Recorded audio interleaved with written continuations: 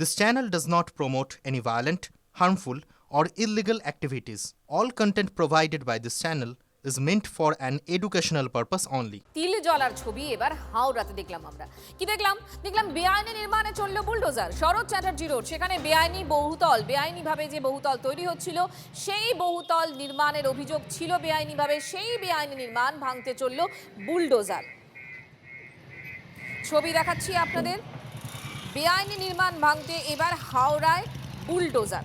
শরৎ Chatterjee road, আজ সেখানে এইভাবেই বেআইনি বহুতল ভাঙতে বুলডোজার এলো সেখানে। অর্থাৎ তিল জ্বলার পর আমরা একই ছবি দেখতে পেলাম হাওড়ায়।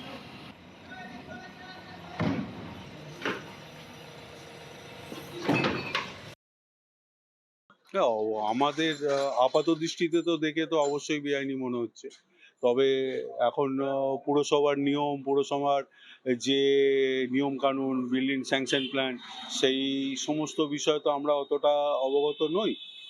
একটুও তো জায়গা ছাড়া হয়নি, মানে ন্যূনতম যে মেইনটেনেন্স, তার জন্য রাস্তায় এখানে ভাড়া বাড়ছে। জায়গা ছাড়া তো দূরের কথা, আমার মনে হয় যেটা পুরনো বাড়ি ছিল তার থেকে আরো 2 ফুট জায়গা রাস্তারও নিয়ে নেওয়া হয়েছে, ছাড়া তো দূরের কথা। পুরসভার এই সিদ্ধান্ত তাকে সাধুবাদ জানাচ্ছি। অবশ্যই সাধুবাদ জানাবো।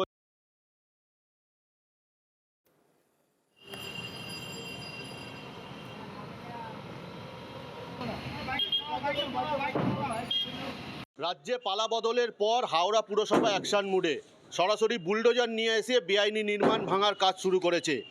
জিরো টলারেন্স নীতি অবলম্বন করেছে রাজ্য সরকার, আর তাতেই হাওড়া শহরের বিভিন্ন বেআইনি যেসব নির্মাণ, সেই নির্মাণ চিহ্নিত করা হয়েছে। এবং আমরা দেখতে পাচ্ছি হাওড়া পুরসভার 44 নম্বর ওয়ার্ডে শরৎ চ্যাটার্জি রোড, সেই রোডের 27 নম্বর শরৎ চ্যাটার্জি রোডের যে বেআইনি নির্মাণ, সেই নির্মাণ ভেঙে গুড়িয়ে দেওয়ার কাজ করছে। এবং বুলডোজার দিয়ে বিল্ডিংয়ের সামনের অংশ ভেঙে ফেলার কাজ চললেও ভেতরে যে G+1 স্যাংশন ছিল যে বিল্ডিং, সেই বিল্ডিং G+5 হয়েছে।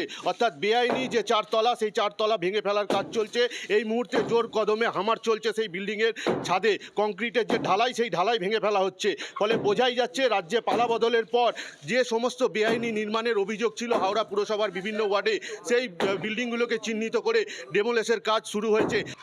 এটার G+1 স্যাংশন, যেটা আমাদের ফাইলে আছে, এবং G+5 তো আপনারা দেখলেন হয়েছে। এবং সবে তো দেখা যাচ্ছে যে G+5টা সবে মাত্র ঢালাই হয়েছে, তার স্যাটারিংও কিছু কিছু রয়েছে।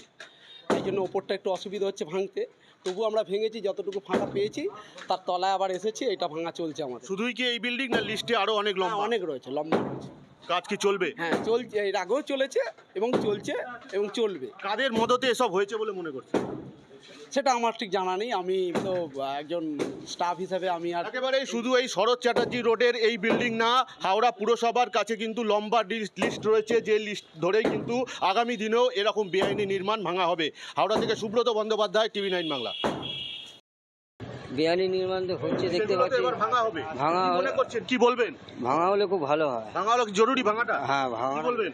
এটা তো মেইনটেইন করতে গেলে রাস্তার উপর দাঁড়িয়ে মেইনটেইন করতে হবে। সরকারের পদক্ষেপ নতুন সরকারের ঠিক মনে হচ্ছে? ঠিকই আছে, ঠিক মনে হচ্ছে? ঠিক মনে হচ্ছে? ঠিক মনে হচ্ছে। কমিশনার সাহেব আমাদেরকে অর্ডার করেছেন, আমরা অর্ডার পেয়েছি। সেই অর্ডারের ভিত্তিতে আমরা আজকে পুলিশ ফোর্স নিয়ে আমরা এই 27 নম্বর শরৎ চ্যাটার্জি রোড, এই যে অবৈধ নির্মাণ, হ্যাঁ অনুমতি G+1 এবং আপনার G+5 তো আপনারাও দেখতে পাচ্ছেন, আমিও এসে দেখছি। এটা তো G+5 পর্যন্ত করেছে, G+1 পর্যন্ত তো স্যাংশন।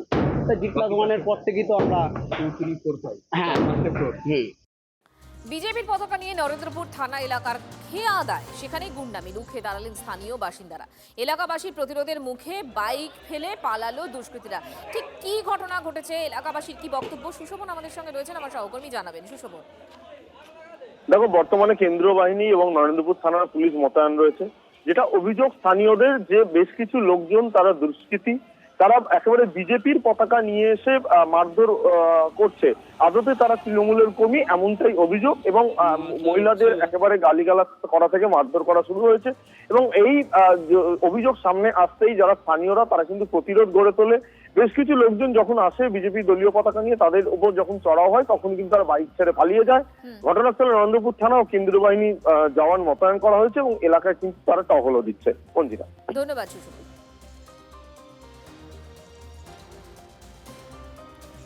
এই মুহূর্তের খবর, রবীন্দ্র সরোবর মেট্রো স্টেশনে আত্মহত্যার চেষ্টা, বিঘ্নিত মেট্রো পরিষেবা, ভোগান্তি যাত্রীদের।